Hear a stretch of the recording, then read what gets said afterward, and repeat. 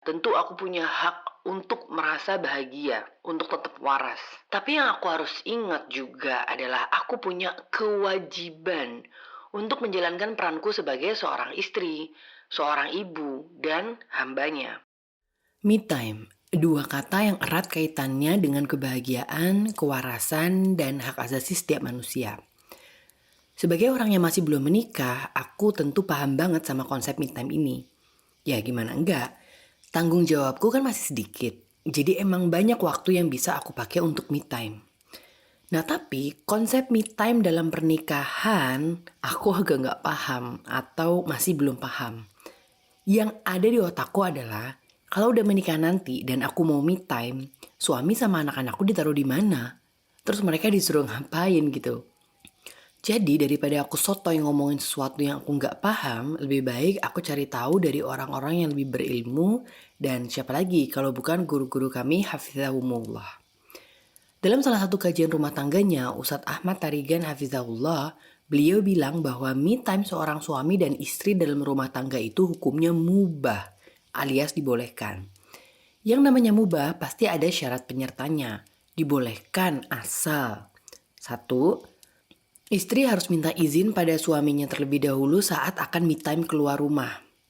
Tiga syarat selanjutnya ini berlaku untuk suami dan istri ya, yaitu yang kedua, me time-nya bukan merupakan hal-hal yang melanggar syariat.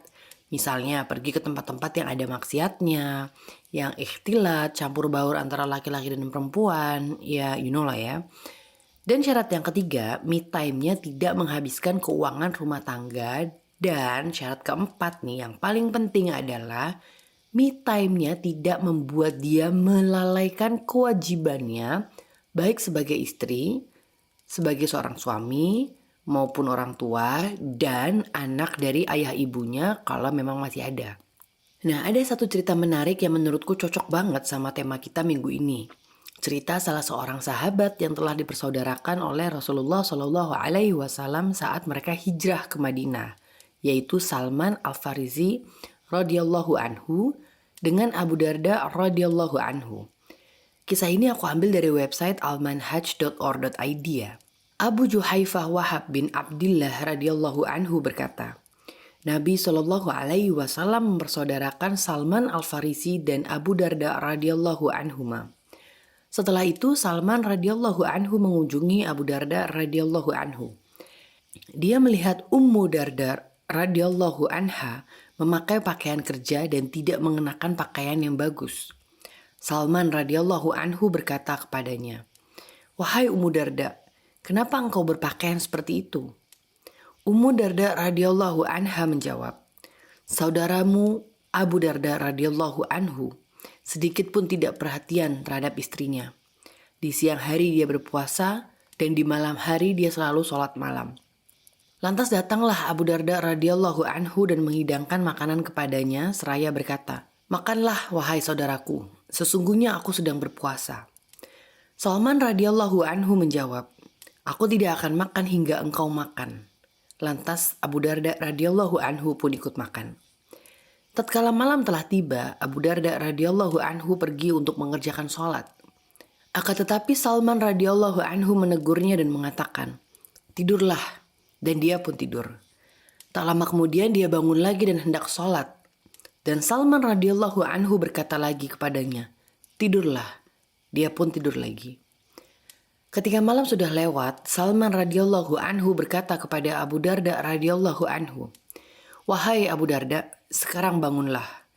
Maka keduanya pun mengerjakan sholat. Setelah selesai sholat, Salman radhiyallahu anhu berkata kepada Abu Darda radhiyallahu anhu, "Wahai Abu Darda, sesungguhnya Robmu mempunyai hak atas dirimu. Badanmu mempunyai hak atas dirimu. Dan keluargamu, istrimu juga mempunyai hak atas dirimu. Maka tunaikanlah hak mereka." Selanjutnya Abu Darda radhiyallahu anhu mendatangi Rasulullah Shallallahu Alaihi Wasallam dan menceritakan kejadian tersebut kepadanya. Nabi Shallallahu Alaihi Wasallam menjawab, "Salman benar."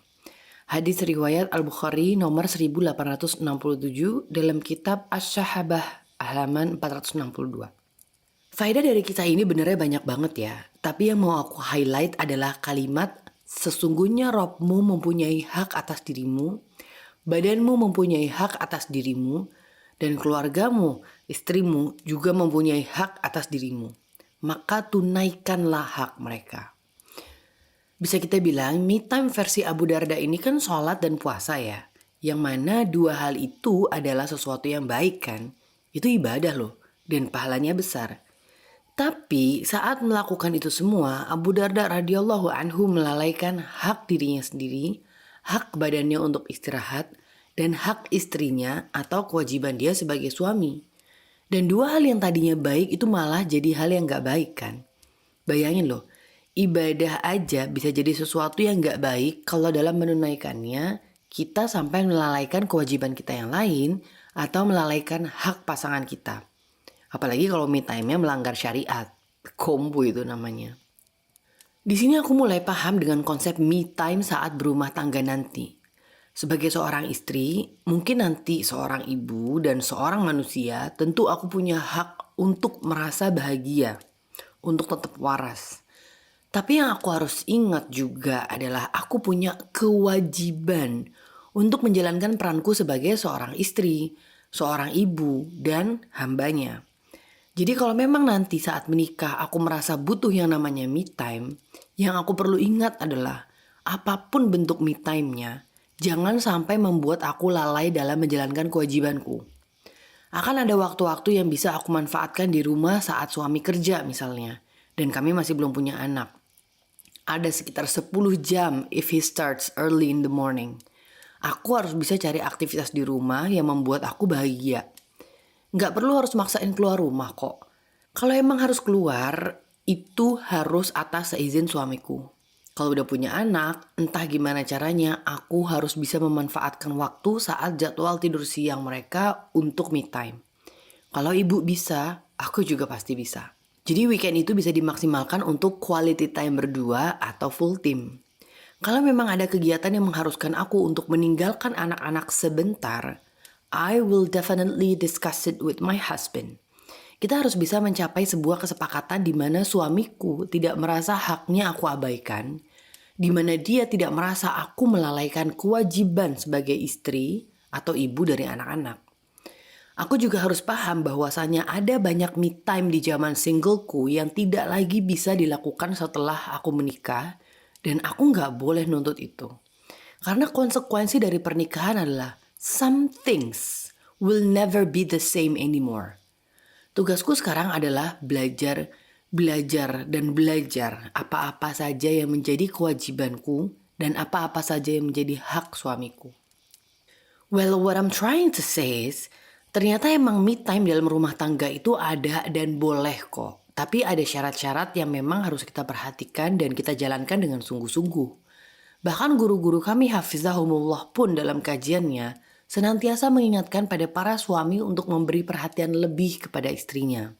Attend to her needs, penuhi kebutuhannya, dengarkan keluh kesahnya, dan mudahkan kegiatannya untuk merawat diri dalam rangka memanjakan mata suaminya di rumah. Tapi yang kita benar-benar perlu ingat adalah jangan pernah berpikir bahwa me time saat menikah itu harus bisa sama dengan saat masih single dulu. No, after you get married, things will change. As a matter of fact, things must change. Kalau dulu pas masih single, setiap weekend yang laki-laki ini pada bisa keluar seharian, mulai dari San Mori, main futsal, nongkrong sama teman-teman, main PS, pulang-pulang malam, capek, udah tinggal tidur. Nah, sekarang gak bisa lagi dong ya Pak ya. Senin sampai Jumat, istri dan anak-anak cuma dapat beberapa jam doang, bahkan kadang skip kalau lagi lembur. Masa iya weekend juga cuma dapat capeknya doang? Kapan bantuin istri menyelesaikan masalah internal keluarga? Kapan mendidik istri dan anak tentang ilmu agama?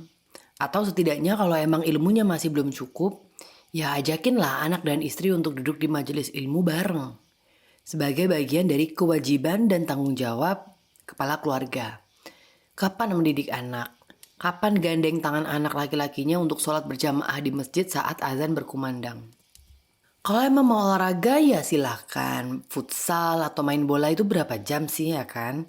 Habis itu udah pulang atau ajak aja sekalian mereka biar dari situ bisa langsung family time. Or even better, setiap pagi sebelum berangkat kerja olahraga. Bisa lari, sepedaan, atau nge-gym gitu. Jadi weekend bisa full untuk keluarga. Kalau dulu pas single setiap weekend atau pulang kantor, yang perempuan nih bisa langsung arisan, ketemuan sama besties berjam-jam, atau shopping, lunch-lunch cantik, afternoon tea di mall. Nah sekarang gak bisa lagi dong ya Bu ya. Apalagi kalau memilih untuk menjadi ibu bekerja. Senin sampai Jumat anak dan suami cuma dapat beberapa jam doang. Masa iya mau didiskon lagi pas weekend? Makanya aku respect banget sama teman-teman arisan SD ku yang benar-benar sulit untuk bisa ketemu lengkap. Padahal kita ketemuannya cuma 2 bulan sekali. Dan alasan mereka nggak bisa datang itu ya biasa.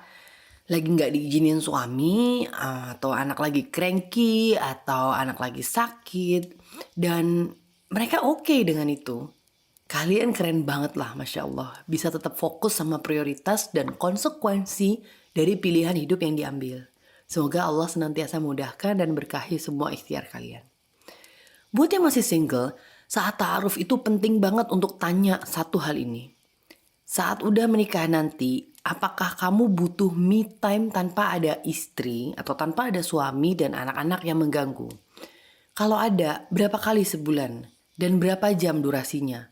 Kalau dari awal kita udah gak serak sama me time dia dan ini tuh gak bisa ditawar sama sekali, harus dilakukan. Ya udah, mending skip aja. Jangan pernah anggap remeh hal ini. Karena hikmah yang bisa kita ambil dari banyaknya kejadian di sekeliling kita sekarang adalah banyak rumah tangga yang goyah hanya karena salah satunya menuntut me time dan pasangannya merasa tidak dipenuhi haknya karena me time tersebut. Allahul musta'an.